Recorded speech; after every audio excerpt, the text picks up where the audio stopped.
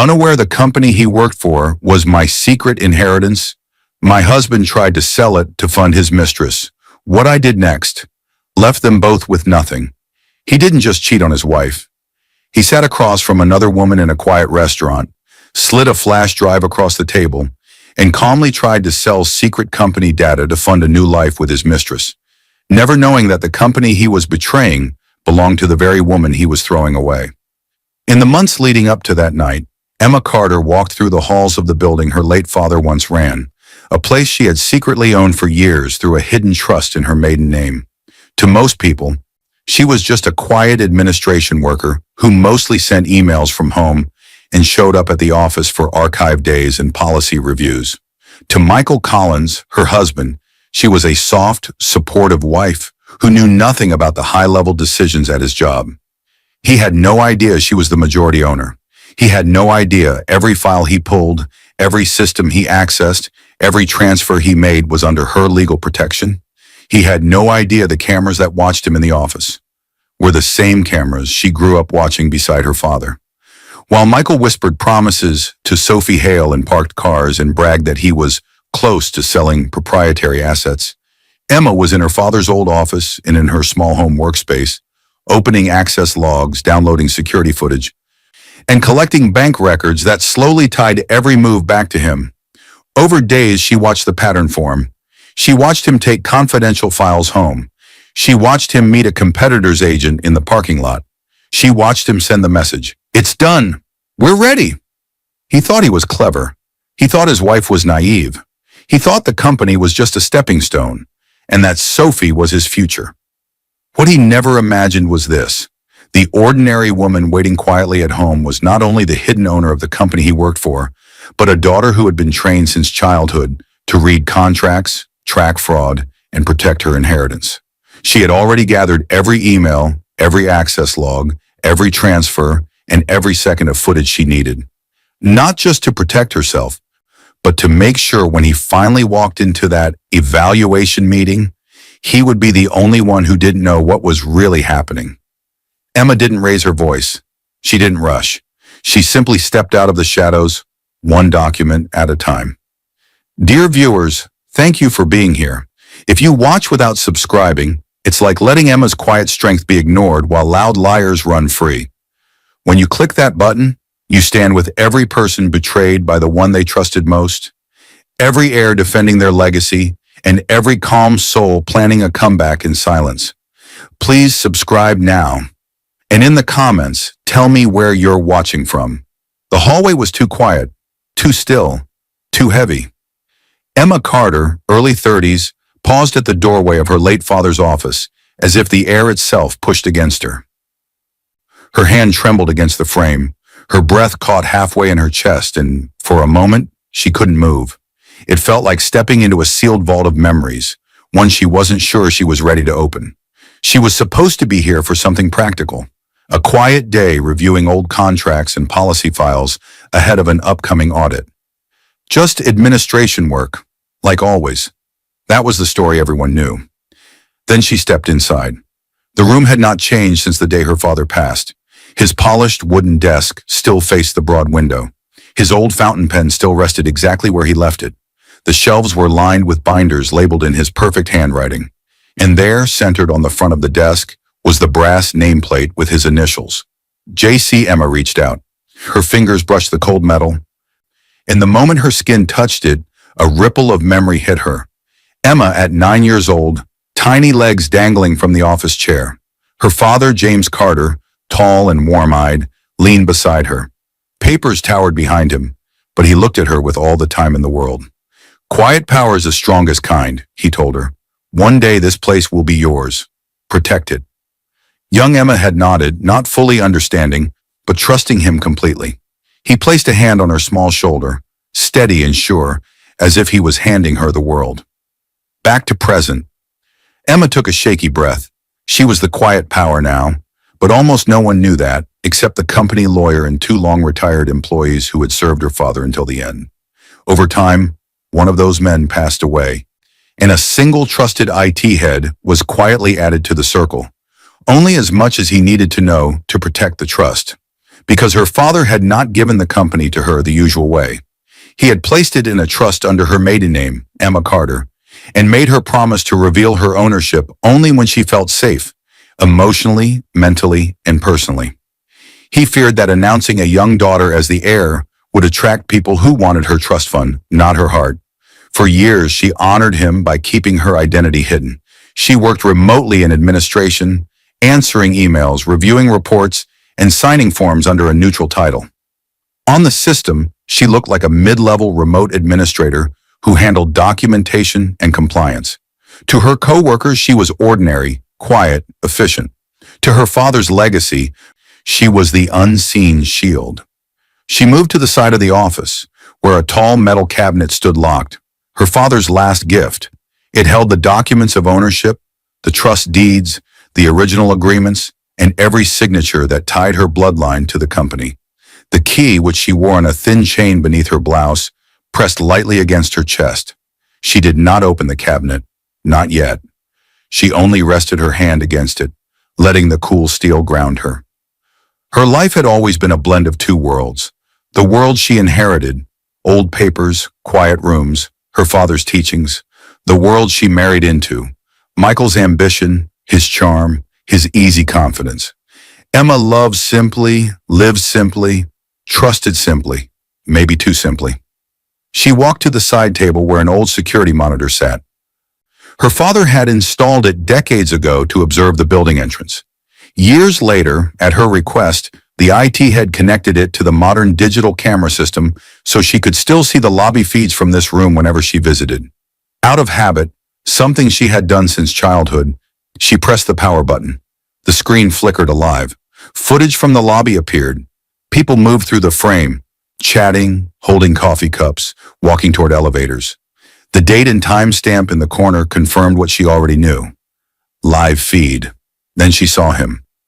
Michael Collins, her husband, early 30s, handsome, charismatic, sharply dressed.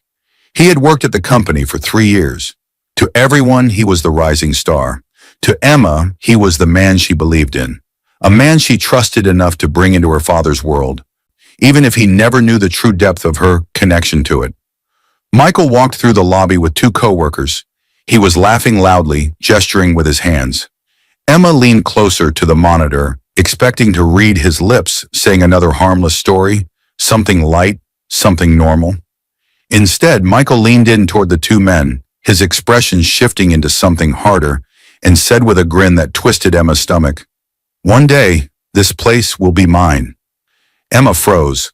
Her blood turned cold, not from fear, but from confusion.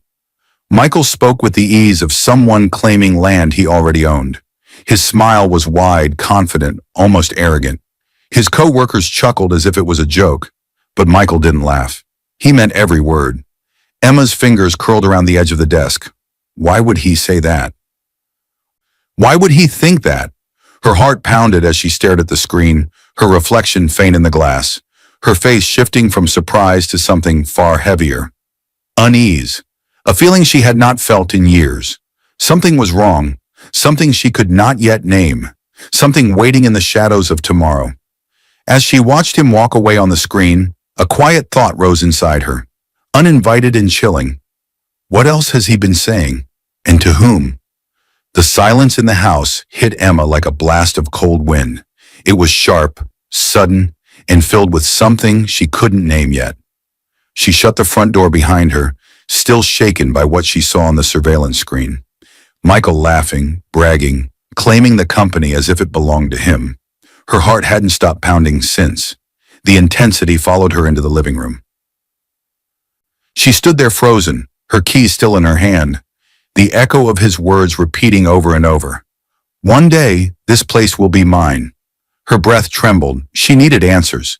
But answers rarely came from reactions. They came from understanding. Emma slowly walked to the couch and sat down, hands clasped tightly together. Her mind shifted from the shock of today to the history that led her here, back to the first time she believed Michael's ambition was something pure, something safe. Michael Collins had been 20-something, charming, confident, a man who loved big ideas and bigger dreams. He worked in sales back then, always talking about promotions, opportunities, improving himself. He met Emma at a small charity event organized in memory of her father. She attended quietly at the back, using only her first name. He told her she was refreshing and different from the pretenders. Back then, he believed Emma was a gentle middle-class woman, quiet, humble, soft-spoken. He didn't know about her inheritance. He didn't know who her father was. He didn't even ask many questions. Emma liked that. It felt like he loved her, not the money she quietly held. Michael joked once about her last name, Carter, saying it sounded like rich people. Emma laughed it off and told him it was just a name. He shrugged and accepted it. He assumed she was simple, ordinary, and that suited him fine. Emma remembered the early mornings after they married, Michael's warm smile, his excited rambling about his plans, his dreams of climbing the corporate ladder, the speeches he practiced in the mirror. She had supported him fully, believing his drive came from wanting a shared future. It made her proud in a way, but now, after the surveillance footage, those memories felt like soft fabric being pulled apart, thread by thread. Back to present. Emma sat straighter, staring at the wedding photo on the shelf. In it, Michael held her too tightly, almost gripping her. Back then, she thought it was passion. Now she wondered if it was possession. That thought led to another memory. Subtle hints she had ignored. Michael making jokes about their bosses being clueless old men. Michael mentioning a coworker who married up and gained power through his wife's family. Michael brushing off any mention of her father with, "He seemed fine. Why talk about the past?" Michael repeatedly asking about long-term benefits and who has real control around here. At the time, she took these as harmless, maybe even ambitious jokes, but now they felt like little pieces of a larger picture, one she had never looked at closely enough. She rubbed her wrist absently, grounding herself. Michael had changed in the last year. He was often busy, always stepping outside to take calls, constantly checking emails during dinner, brushing her off with charming smiles that didn't reach his eyes. He still kissed her forehead in the mornings, still asked about her day, still acted like a caring husband. But something underneath was different, something distant, something cold. She remembered overhearing him once telling a coworker, "I'll get my shot. People just need to realize I'm the future." At the time, she thought he meant a promotion. Now she wondered if he meant something else entirely. Emma stood and walked into the kitchen. The tension in her chest wouldn't leave. She felt like she had stepped into the middle of a story she didn't know she was part of. Just as she set a glass down on the counter, the front door opened. Michael walked in, loosening his tie. He looked tired but put on a smile when he saw her, as if flipping a switch. "Hey, Em," he said, voice warm, too practiced. "Long day?" She nodded. "You could say that." Michael kissed her cheek lightly, already pulling out his phone. Scrolling quickly, thumb moving with urgency he tried to hide. His lock screen lit up without asking for a code. He had turned off the automatic lock months ago, saying it was annoying at home. Emma watched him carefully. He didn't notice. Then it happened. His phone buzzed, sharp, impatient. The screen lit up in his hand. Emma's eyes flicked to it instinctively, only for a second. A message preview glowed on the screen. "When are you getting the money? I'm tired of waiting." The floor beneath her seemed to tilt. Michael locked his phone fast. Too fast. He didn't look at her. Emma's heart thudded once. Heavy, warning. Something was slipping out of the shadows, and she could feel it coming. Emma turned away, her mind racing, already knowing this message was not random. Someone was counting on Michael, and she was about to find out what he was really doing at work. Michael burst through the glass doors of the office building the next morning with a rush of energy that felt almost aggressive. His voice carried across the lobby as he spoke loudly to a coworker walking beside him. Anyone watching him would think he owned the place. His stride was bold. His smile was sharp. His confidence was louder than the footsteps that echoed around him. He wasn't just walking to work. He was marching toward something. But Emma, watching the morning unfold from a split-screen security feed in her small home office, felt a different rush entirely. Fear. The message she saw last night had not left her mind. "When are you getting the money? I'm tired of waiting." It kept replaying like a warning she could not escape. Years ago, with the help of the trusted IT head, she'd been given a secure remote login to the building's camera system under a generic admin profile. Necessary, they said, for trust oversight and off-site policy review. It was a quiet arrangement, buried in technical paperwork. Now, watching Michael from a distance, she felt the pieces shifting. The intensity eased into reflection.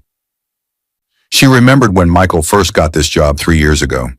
He was grateful, nervous, excited. He talked about starting from the bottom and earning respect the right way. Emma supported him, helped him review presentations, packed his lunches, encouraged him. She thought she was watching her husband grow into his own strength, but what she saw now wasn't growth. It was hunger. Dangerous, sharp-edged hunger. On the screen, Michael leaned against the reception desk, laughing with his co-worker Mark Dawson, a man in his mid-30s who worked in finance. Mark was friendly, easygoing, and respected by many. Michael lowered his voice, but still spoke with enough confidence for anyone nearby to hear. The lobby cameras had audio. "Big change is coming," Michael said, tapping the desk. "This place will look very different soon. Trust me." Mark raised a brow. "Promotion coming your way?" Michael smirked. "Something better." Emma's heart tightened. She knew that tone. It was the same tone he used when he bragged in the lobby days ago. Michael moved down the hall toward his office. Emma clicked through the camera list until she landed on the small copy room feed. She watched as he checked the hallway, then opened a confidential file drawer. He took out several folders, client profiles, internal strategy papers, information that belonged to teams he didn't directly work with. His badge technically allowed access because of a role expansion Emma herself had once recommended, but he had no legitimate reason to pull those specific documents today. He pulled out his phone. He snapped pictures of the documents, quick, precise, practiced. Logic tightener. But he never touched the physical cabinet containing ownership documents because he didn't know it existed. And in the digital system, that section was fully restricted under a separate Carter Trust layer. No matter how ambitious he was, he didn't have the clearance to find what Emma held. This wasn't an attempt to claim title. This was something else. Something he thought he could use to gain leverage or money fast. Emma swallowed hard. Her father's voice drifted back to her like a cold wind. James Carter sat across from her in the office years ago. "Never assume proximity means loyalty," he warned gently. "Keep your eyes open. Sometimes the closest person is the first to want more." At the time, she thought he meant business partners. She never imagined the warning might include her own husband. On the screen, Michael slipped the documents into his bag and left the room, but Emma kept watching. Later that afternoon, Michael walked out of the building during lunch. Emma switched to an exterior camera feed. He crossed the parking lot with quick, focused steps. A black sedan sat parked near the far end. Inside, a woman waited. Emma felt her breath catch. The woman was Sophie Hale, mid-20s, stylish, confident. The same name she suspected had been behind the late-night messages. Sophie opened the passenger door, and Michael slid in beside her. He didn't hesitate. He didn't look around nervously. He moved like someone who had done this before. He kissed her hand. Emma felt as if someone pressed a hand hard against her chest. The betrayal wasn't loud. It was quiet, intimate, practiced. Their lips moved in conversation. But the camera could not pick up sound inside the car. Still, Sophie's gestures were sharp, demanding. Michael's expression tightened with frustration and impatience, then shifted into determination, almost certainty. They spoke for several minutes until Sophie passed him a thick envelope. He opened it. Papers inside. He skimmed fast, eyes widening slightly. Emma leaned closer to the screen without realizing it. Then Sophie tapped her fingers twice on the steering wheel.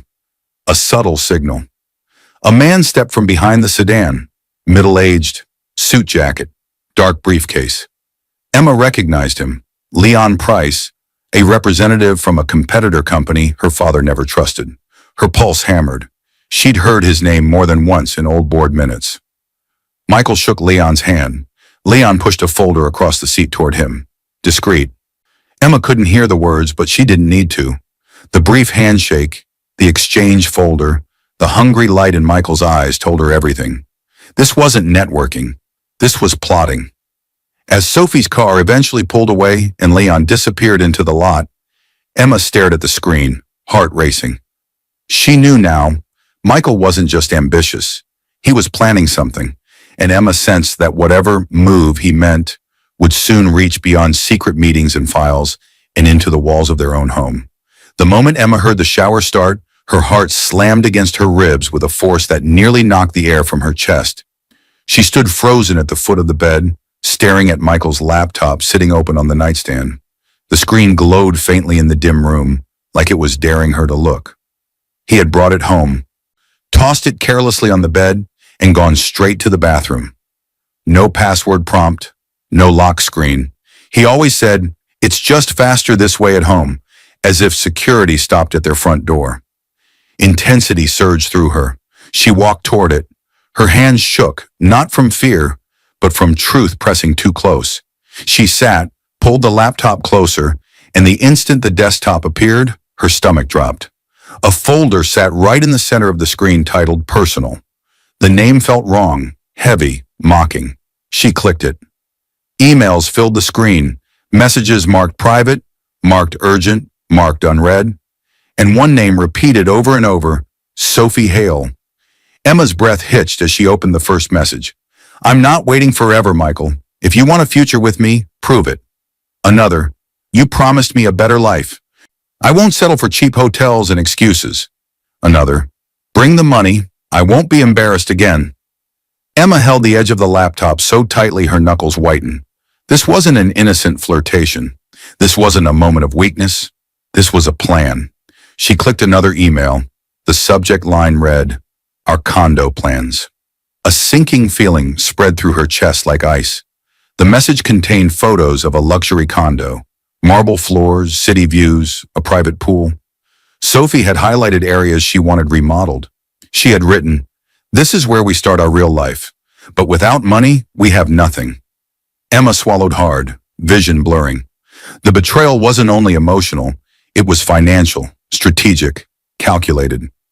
She clicked another message, this one from Michael to Sophie. "I'm close. Once I sell the proprietary assets, we'll have enough. I just need access for a little longer." Proprietary assets. Emma's head spun. This was company data, her father's company, her inheritance. Her breath shook as she leaned back, the world closing in around her. Memories rose, warm, soft, hopeful. A flashback hit her like a knife twisting slowly. Michael held her hands and smiled at her with the sincerity of a man who looked like he meant it. "I'll build us a future," he whispered. "I'd never betray you." She believed him, completely, fully, with her entire heart. Back then, she didn't know betrayal doesn't arrive loudly. It arrives in pieces, small lies, quiet secrets, hidden emails, promises made to someone else. Emma returned to the screen, pain throbbing beneath her ribs. She opened more emails. Sophie wrote, "You're broke, Michael. I didn't leave my last relationship for a man who can't provide. Bring me what you promised." Another, "Don't embarrass me again. Deliver or I'm done." Logic tightened instantly. This wasn't love. Sophie was pushing. Sophie was demanding. Sophie was manipulating him like a lever. Emma felt a strange mixture of devastation and clarity. Michael wasn't cheating because he fell in love. He was cheating because someone stroked his ego, fed his insecurities, and dangled a life he didn't earn. She clicked one last email, the most recent one, received only minutes before he stepped into the shower. Its subject line, "We're almost there." Emma opened it. "Once I sell this company data, we're free." Emma gasped aloud, her hand covering her mouth. He didn't know. He had no idea. He was planning to sell data from a company his wife secretly owned. Her inheritance, her father's legacy, her childhood promises. Emma's entire world tilted. Her pulse hammered in her ears, but she didn't close the laptop. She stared at the screen, the words burning into her memory. Quietly, she forwarded the entire email thread to a secure account tied to the Carter Trust, an account Michael didn't know existed, before closing the program. He was risking everything, hers, not his, and he didn't even know it. From behind the bathroom door, the shower turned off.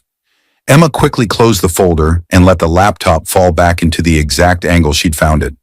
She stepped away from the nightstand, breathing slowly, heartbeat pounding with a dangerous new truth. Michael wasn't just unfaithful, he was preparing to betray something far bigger. And Emma sensed she had only discovered the surface, because whatever he planned next would leave traces inside the very company she swore to protect. The moment Emma stepped into the small conference room, the intensity hit her like a wave. The blinds were drawn, the lights were dim. A stack of files sat on the table like evidence, waiting for judgment. This meeting hadn't been random. The night after she read Michael's emails, she sent a quiet message from her admin account to the internal auditor, flagging irregular access patterns tied to his profile. She never mentioned he was her husband. She only attached times and file names. Now she was here to see what he had found. Sitting across from her was Daniel Reed, the company's internal auditor. A man in his late 40s with calm eyes and a reputation for uncovering truth others tried to hide. To him, she was still the reserved administration staff member who handled policy paperwork and occasionally liaised on behalf of the trust. The door clicked shut behind them. The room felt sealed, heavy, almost airless. Daniel didn't waste time. He opened the first file and slid a printed access log across the table. "Emma, you need to see this." She leaned forward and her stomach tightened instantly. The report listed every confidential file Michael had accessed in the past 6 months. Client portfolios, internal pricing models, strategy documents, sensitive formulas her father created before he died. Her husband had taken it all. Emma's pulse spiked. The adrenaline was instant, hot, and sharp. Daniel watched her carefully. "I knew something was wrong the moment I noticed the pattern. He took documents he had no reason to touch, outside the scope of his role." Emma closed her eyes for a moment, fighting the ache pushing against her ribs. She felt anger, sadness, disbelief, all tangled together. "How did he even get this level of access?" Daniel asked quietly. Emma swallowed. Here came the truth she could no longer avoid. Not the full story of her ownership, but the part she could say aloud. "I recommended him," she said softly, "years ago when he first joined. I told HR he was capable and could handle more responsibility. They widened his access after that. When Michael first joined the company, he was placed in a modest position, but Emma saw his potential. She admired his passion. She trusted his promises. So she quietly told the HR director that he would excel with broader access. Her voice wavered as she whispered, "I gave him the chance. I pushed for him to have what he needed to grow. And now he was using it to betray her, without even knowing how deep that betrayal went." Her heart twisted painfully. Daniel pulled out another file, a folder marked Private Acquisition Opportunity. He opened it, showing emails Michael drafted to a competing firm. He had prepared a full packet, selling the idea of a secret chance to acquire valuable internal assets before they hit the market. Emma's breath caught. He wasn't guessing. He wasn't stumbling. He was planning. Daniel flipped through the pages. He downloaded proprietary formulas last week, and based on his file names and these draft attachments, he intends to sell all of this. Emma remembered her father's words as if he stood beside her. She was 24, nervous but eager, sitting beside him in the same building. He placed paperwork in front of her and said, "Trust must be earned, not gifted." She laughed back then. She thought he worried too much. Now sitting across from Daniel with proof of her husband's betrayal, she realized the truth. She had gifted trust to a man who didn't deserve it. Emma opened her eyes slowly. What else did he take? Daniel slid the final stack forward. Draft agreements, contact with a competitor named Leon Price, and emails to someone named Sophie, he said, glancing up. He had no idea that name already burned in Emma's chest. Based on this, I believe he's planning to hand everything over within days, maybe even sooner. Emma looked down at the papers. Her hands trembled, but her face was cold, controlled. She would honor her father now, not with emotion, but with strength. Daniel leaned closer. I can freeze his access right now, before he does more harm. It's within policy for internal fraud suspicions. The room went still. This was the moment. She could stop everything. She could save the company instantly. But that wasn't enough. Michael needed to expose himself, fully, undeniably, completely. He needed to walk into his own downfall, carrying every piece of evidence with him. Emma lifted her head. Her voice was calm, chilling, steady. Not yet, she said. Document everything. Log every access. I need him to finish everything, so he buries himself with his own actions. Daniel stared at her for a long moment, then nodded slowly. He understood this wasn't just about policy anymore. It was about truth that could stand up in any room, boardroom or courtroom. The plan was no longer just about protection, it was about justice. Emma stood, straightened her blouse, and took a deep breath. Her heart hurt, but her resolve tightened like steel. Michael wanted to play with power. He had no idea the real owner had finally stepped into the game, even if he still didn't know her name set on the deeds. As Emma left the room, a quiet fear stirred inside her, because she sensed Michael was already moving faster than she expected, and the next evidence she'd find would come from places far beyond spreadsheets and office hallways. Emma moved fast, faster than the fear rising in her chest. The moment she stepped inside her home office, she shut the door behind her with a force she didn't know she had. Her heartbeat thundered in her ears. Every image from the last few days flashed before her eyes. Michael taking confidential files, meeting Sophie in the car, shaking hands with Leon, preparing documents for a secret sale, and the email where he wrote, "Once I sell this company data, we're free." She dropped into her chair, opened her laptop, and began working with an intensity that felt almost electric. This was war, a quiet one, silent, precise, and powerful. She opened the folder she created moments earlier. Evidence. Her hands moved quickly, steady despite everything. She pulled up the secure Carter Trust email account and opened the copies of Michael's messages she had forwarded from his laptop. She saved each email and attachment into organized subfolders: emails, Sophie, draft deals, competitor, condo plans. Then she logged into the company's secure admin system using the credentials only a few people knew she had. She downloaded the access logs Daniel had sent earlier, saving them alongside the emails. She clipped CCTV footage showing Michael handing documents to Sophie, another showing him meeting Leon in the parking lot. Each file labeled with the exact date and time. Every piece of betrayal had become data. Every lie had a record now, and Emma was the keeper of all of it. As she gathered proof, her mind drifted into a memory. Soft at first, then sharp. Emma sat at her father's desk when she was 19, her hair tied back, papers spread around her. Her father, patient and calm, leaned over her shoulder. "Never rush through a contract," he said gently. "People hide harm in small lines." She had asked him why he wanted her to learn all this so young. His answer returned to her now with painful clarity. Because one day someone will try to take what belongs to you, and you must know how to fight quietly. Emma blinked, returning to the present. She now understood exactly what he meant. She wasn't just protecting a company, she was protecting a promise. She clicked into her online banking app next, one she and Michael had shared access to for years. There were their joint accounts, and below, a list of linked profiles for convenience, where he'd once added his personal account so they could transfer money easily. She opened his. Hidden transfers from Michael's account to Sophie every week. Thousands, sometimes more. Some had vague descriptions: consulting, personal expense, reimbursement. Others had no description at all. Another blow, another truth. Her chest tightened, but she kept going.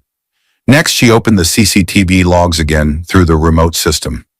She found clear footage of Michael meeting Leon Price in the parking lot. Leon handing him a folder under the table. Michael whispering something with a greedy smile. She clipped the video and saved it with the rest. Every piece connected, every action painted the full picture. Michael wasn't being forced into this. Michael wasn't a confused man in over his head. Michael was willingly betraying her, betraying the company, betraying everything her father built. She felt pain, yes, but pain was no longer in control. Strategy was. She reached for her phone and dialed a number she hadn't used in months. The call rang twice. A calm voice answered. "Emma?" It was Mr. Gray, the company's longtime lawyer, a man her father trusted deeply, and a man who always promised to watch over her, even after James Carter passed away. Mr. Gray was in his early 60s, experienced, sharp-eyed, loyal to the Carter legacy. "I need a private meeting," Emma said. Her voice was steady now, cold. He didn't ask questions. "Come in." She gathered her files, then reached out to two more people quietly. Mrs. Whitford, a retired employee her father trusted, known for her honesty and long memory of how things used to be. Ethan Moore, the IT head who helped keep her ownership a secret for years and who had wired the old monitor and set up her remote access. Within hours, they were seated together in a small office inside the building her father once ruled. They looked at Emma the way her father once did, with respect. Emma placed the evidence on the table. Mr. Gray reviewed everything slowly. His expression darkened with every page, every screenshot, every transfer record. Mrs. Whitford shook her head, whispering, "Your father would be heartbroken." Ethan frowned, pulling up backup system logs on his laptop to verify timestamps and confirm there was no doubt about who accessed what and when. All three of them stood behind her silently, loyal to her legacy, loyal to the truth. After a long pause, Mr. Gray looked up. "Emma, this is bad," he said. "Michael is setting himself up for a criminal offense. Once he attempts the sale, once he actually transfers this data for money, he commits corporate fraud. That's the line." He leaned forward, voice low but firm. "If you want justice, the timing must be perfect." Emma's eyes hardened, cold and focused. "Then we wait," she said quietly. "We watch every move. Ethan, log everything. Mr. Gray, be ready the second he crosses that line." Her father once taught her that the strongest power is silent power. Now she understood why. As Emma stood to leave, a chill ran through her, because something told her Michael was about to take his next step sooner than she expected, and it would happen far away from offices and corridors. The moment Emma stepped into the restaurant parking lot, intensity hit her like a punch to the chest. Her breath caught, her hands trembled, and her heart raced with a force that felt almost violent. She stood hidden behind a row of cars, eyes locked on the glass windows of the small private restaurant where Michael and Sophie were meeting. She knew what she was about to witness. She knew it would hurt, but she also knew she had to see it with her own eyes. Earlier that day, Ethan had quietly forwarded her a copy of Michael's calendar entry. Lunch, client discussion. The location matched the restaurant in front of her. No client name, no company label, just a vague note. Now she knew why. Inside, Michael sat across from Sophie Hale, the woman who had been pulling him deeper and deeper into betrayal. Sophie, mid-20s, elegant, polished, and sharp-tongued, leaned back in her chair with the confidence of someone who believed she controlled everything. Through the window, Emma could see Sophie's lips move quickly, her expression annoyed, impatient. Michael sat stiffly, trying to keep his composure, but Emma could read the tension in his shoulders. He looked stressed, exhausted, desperate. Emma pressed closer, her pulse thundering. The restaurant window was cracked open at the top to let air in, and every few words slipped through the small gap. Inside, Sophie leaned forward, voice rising, just enough for Emma to catch pieces through the glass. "You told me you were close," Sophie snapped, her chin tilted with arrogance. "When will you sell those files?" "I won't wait forever, Michael. I left everything for you. Don't make me regret it." Sophie's tone was sharp, cutting, filled with superiority. Michael flinched slightly but tried to hide it. He reached into his jacket. Emma's chest tightened. He pulled out a small flash drive. Silver, plain, familiar. Sophie's eyes widened with excitement, her anger disappearing instantly. Emma's breath seized. That drive contained her father's work, his legacy, years of strategy, formulas, confidential material that took a lifetime to build. Michael placed the flash drive on the table with a quiet, almost proud motion. Emma felt something tear inside her, not loud, not sudden, but slow and painful.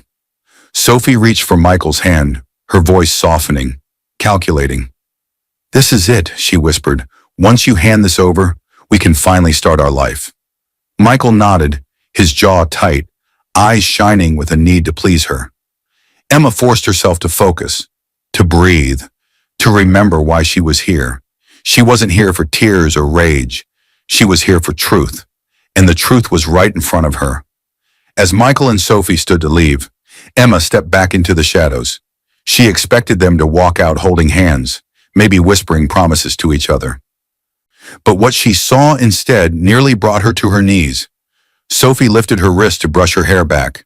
A bracelet glimmered on her arm, delicate gold engraved on the inside with two letters Emma knew by heart. E and M, Emma's gift. A gift she had given Michael on their second anniversary, their initials joined together. Her breath left her body in one painful exhale. Michael had told her he lost that bracelet months ago. He even pretended to search the house for it, checking under cushions and in drawers. But he didn't lose it. He gave it away. Another lie. Another sign she ignored. Another piece of her marriage ripped away. Her eyes stung, but she didn't cry. Not now. She watched them walk toward the parking lot. Sophie laughed loudly, tossing her head back, bracelet sparkling under the streetlights. Michael smiled, forced but eager, as if her approval was oxygen he couldn't live without. Emma gripped her phone in her pocket. She felt her strength harden. She needed to remember this moment, not for pain, but for clarity. Her husband didn't love her. He loved the idea of being someone powerful, someone desired, someone admired. Sophie fed that hunger. He followed it blindly. Emma stayed hidden as they reached Sophie's car. She couldn't hear their words anymore, but their body language did all the talking. Sophie leaned in close, whispering something into Michael's ear. He nodded, determination flickering in his eyes. Then Michael stepped back, pulled out his work phone, the one issued by the company, and typed quickly. Emma's instincts screamed. Her heart pounded in warning. A second later, her phone buzzed. A notification from a monitoring alert Ethan had quietly set up earlier that afternoon. Any outgoing message from Michael's company device to specific flagged contacts or competitor domains would trigger it. New flagged message sent from user, M. Collins. The alert read. Emma opened the notification. The automated copy of the message displayed on her screen. It's done. We're ready. Emma's breath froze. Ready for what? Ready to betray everything? Ready to hand over her father's legacy? The trap she created with Mr. Gray and Ethan was now fully set, and Michael had walked straight into it.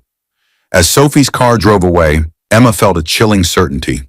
The next move Michael made would drag him straight into a room he thought he wanted, not knowing it had already been prepared as his downfall.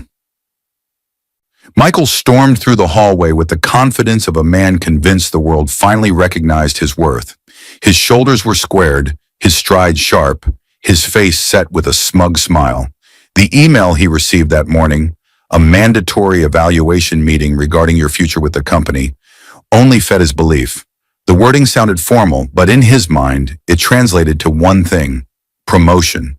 He thought the company had finally realized his potential. He didn't know he was walking into the biggest trap of his life. The elevator doors slid open, and he stepped into the top-floor hallway, adjusting his tie. He imagined a new title, a raise, maybe even a position close to the board. Sophie's voice echoed in his head. Make it happen, Michael. Don't disappoint me again. He pushed open the boardroom door without knocking. And everything inside him froze. The room was filled. 10 board members seated in perfect formation, their faces unreadable. Security guards stood near the walls, motionless but alert. At the center of the long table sat Mr. Gray, the company lawyer, stern and calm. And at the head of the table, Emma, his wife, his quiet, gentle, predictable wife. But she wasn't quiet now. She wasn't gentle now. She sat straight, composed, her maiden name, Emma Carter, displayed on a nameplate in front of her. Next to it lay a slim folder with the Carter Trust seal, the same name tied to the trust records he never bothered to ask about. Michael's breath stuttered. He tried to smile, but it collapsed halfway. Emma, he said, voice cracking. What are you doing here? Emma didn't speak at first. She simply slid a signed document across the table toward the center.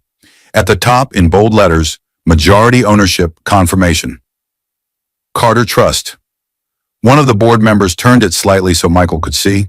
Michael stared, confusion twisting into horror. You, he whispered, you own the company? Emma lifted her gaze slowly, meeting his eyes with calm, controlled power. I inherited it, she said. It has always been mine. The words hit him like a blow. He stumbled back a step, mouth open, searching for an explanation that didn't exist. He had spent months trying to sell data from a company that belonged to his own wife. The silence was heavy, cold, punishing. Michael tried again. Emma, I didn't know. I swear, Mr. Gray cut him off, sliding a thick packet across the table toward him. This, the lawyer said, is everything you've done in the last 6 months. Michael's shaking hands opened the folder. Inside, screenshots of emails between him and Sophie, printed from his work account logs, access logs with timestamps showing his illegal downloads, bank transfers to Sophie, highlighted by the finance department after Emma raised a concern, draft contracts for the sale of proprietary assets to a competitor's shell contact, CCTV stills of him meeting Leon in the parking lot, a picture of the flash drive he passed to Sophie, and finally, the flash drive itself, sealed in an evidence bag, labeled, recovered from third-party custodian, chain of custody confirmed. Michael's face drained of all color. How did you, he started, staring at the flash drive. Mr. Gray answered calmly. Our security team, with assistance from legal, confronted Monsieur Hale after receiving notice of your flagged message and your meeting location. Under the threat of legal action, she surrendered the drive. The data was verified as company property within hours. Michael swallowed, speechless. No, he whispered, staring at the photos, the documents, the undeniable proof. This isn't what it looks like. I wasn't going to... But the lies collapsed in his throat. Everything was in front of him. Every secret, every betrayal, every reckless step he took. He sank into the nearest chair, burying his face in his hands. Emma watched him, her expression unreadable. Not angry, not triumphant, just heartbreak turned into strength. Mr. Gray spoke again, voice cold but calm. Michael Collins, you attempted to sell confidential company assets and engage with a known competitor. The board has voted to terminate your position effective immediately.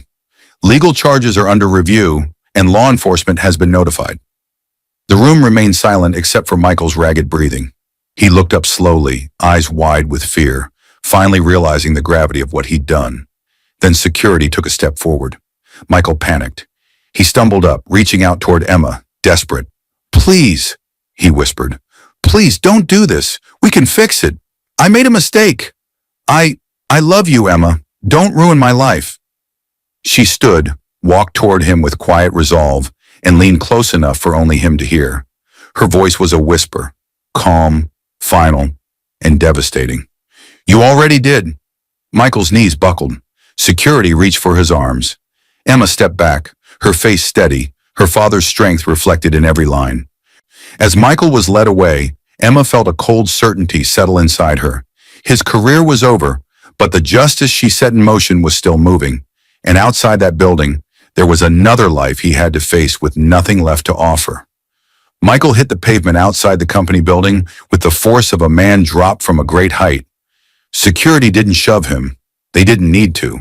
The humiliation itself was already pushing him down. His ID badge lay on the ground beside him after being cut cleanly from his neck. The guards stood like silent statues behind him, waiting until he finally dragged himself upright.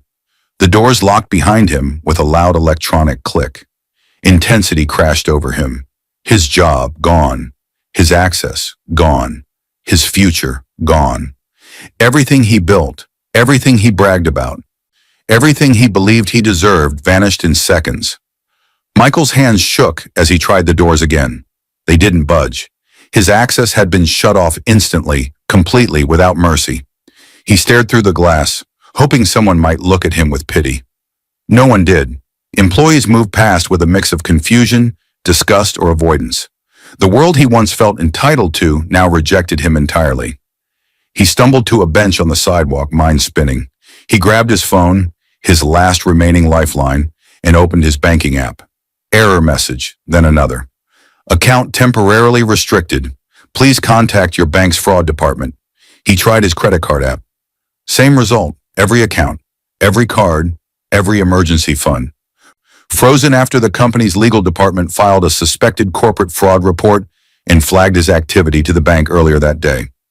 Michael's breath cracked in his chest. No, no, no, no!